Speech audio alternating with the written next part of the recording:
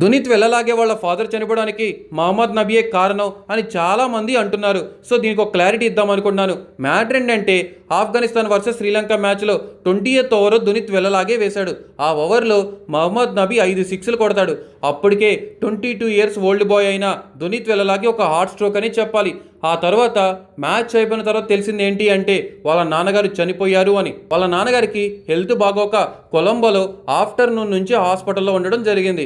ఆ తర్వాత మ్యాచ్ అయిపోయిన తర్వాత చనిపోయారు. అంటే 5 సిక్స్లు కొట్టినప్పుడు కాదు, మ్యాచ్ అయిపోయిన తర్వాత చనిపోయారు. మహమ్మద్ నబీకి దీనికి అసలు ఏ సంబంధం లేదు. ఇంకోటి ఏంటంటే మహమ్మద్ నబీ తన దేశం కోసం ఆడుతున్నాడు, తన టీం కోసం, తన కెప్టెన్ కోసం ఆడుతున్నాడు. అంతేకాని ఎదురు ఎవరున్నారు, వాళ్ళ ఫ్యామిలీస్ ఏంటి అని తెలుసుకునే సిచ్యువేషన్ ఏ క్రికెట్ ప్లేయర్స్కి ఉండదు కదా. పర్సనల్ లైఫ్ని ప్రొఫెషనల్ లైఫ్ని లింక్ చేస్తూ మహమ్మద్ నబీని టార్గెట్ చేయడం అస్సలు కరెక్ట్ కాదు. మహమ్మద్ నబీ తనని కలవటం, తనతో మాట్లాడటం కూడా జరిగింది. సోషల్ మీడియాలో ట్వీట్ చేసి సపోర్ట్ కూడా చేశాడు మహమ్మద్ నబీ.